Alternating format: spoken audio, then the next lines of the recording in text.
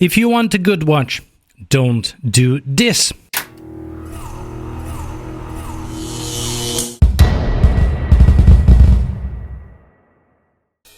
Now, watches are emotional, right? They're completely unnecessary. They are a luxury product. With luxury products comes lots of storytelling and lots of marketing. In a world of endless ads and influencers and brands leaning into fear of missing out, how do you actually know what's worth your time? Well, that is of course a personal question. However, here are a couple of things you need to know before pressing that buy button. The first rule of Watch Club, if you will, is do not buy the hype. The second rule of Watch Club is do not buy the hype. Here's the thing, right? So before any big release, brands, big brands, small brands, micro brands, friendly looking brands, all the brands seed watches to your favorite influencers and publications. Early access to them means early clicks, which means lots of clicks, which means ad money, alright? They do not care about your wallet, they care about their wallet. Do you think anyone is going to nuke their golden goose with a critical and bad early access review? Not a chance. Even a mild critique in this industry is already bold. Now add to that many publications literally charge brands to publish release coverage. Yes, you see that watch release published on your favorite blog? Hey, chances are actual money changed hands here for that release to be published in the first place. So do you expect that release note then to be in any way negative? Please, I hope not, of course. So now, next time when you see 20 sites drop the same hot new release at 2 p.m. sharp, hey, guess what? Nobody has actually lived with that watch. Those are opinions that you should completely disregard. They have barely had time to size the bracelet, let alone review that watch in any decent way, shape or form. So do yourself a favor, ignore every first day review, maybe even the first month reviews. And on that same topic, also ignore the hype, regardless of a specific watch, okay? Remember when Fotina was all the rage and every next outlet was praising them? Do you remember the salmon dials popping up virtually everywhere? Do you remember bronze cases? All I'm saying is hype comes very fast, lingers around a little bit, and then dies.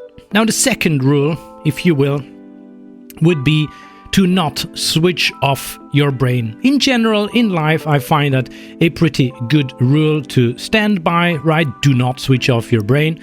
Keeps you out of trouble most of the time. Sometimes gets you into trouble, but let's not go there. A pretty dial can hypnotize you, right? But what's underneath matters even more. You will eventually get used to the dial on your watch. That honeymoon phase does eventually end.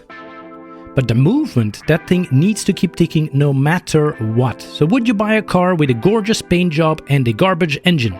I hope not. I certainly hope not.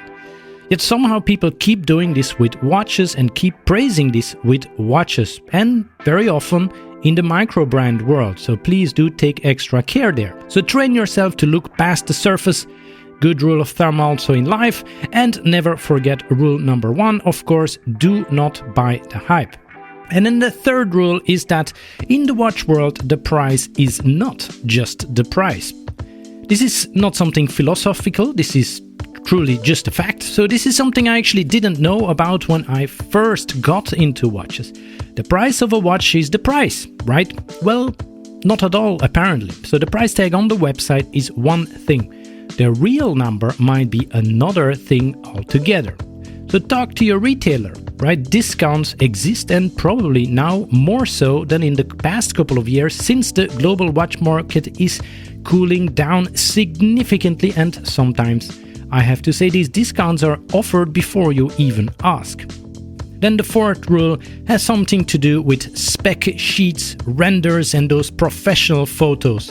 Listen, they all lie. I mean, not outright lie, but they never tell the true or the full story.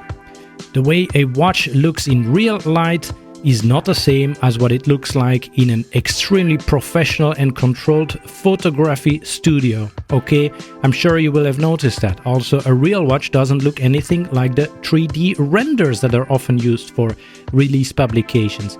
And the spec sheets as well, those numbers are true to a point, but in reality, what does that really mean? Weight, proportions, lug shape, these things can make or break a watch and are not always that clear just based off of the spec sheet. In the metal, that perfect 39mm watch might feel like a dinner plate to some or a tiny little toy to other people out there. Right, and that bold green dial might look flat and dead in reality. Always, to the extent possible, try before you buy. And then maybe the final rule would be to remember the true cost. Buying the watch is the down payment, right? It is the first of many payments. Do not assume that buying that one watch is a one-time expense.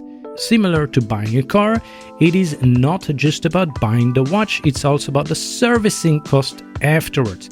Keep that in mind, and also keep in mind, hey, can this movement actually be serviced at all? Because a cheap movement might be entirely unserviceable as well, and now when it breaks down, you're stuck with a very expensive paperweight, right? And that's roughly it. I think if you keep these things in mind, and above all, do not ignore the first rule there, you should be fine. Enjoy the hunt and don't get burned, or at least don't get burned too often.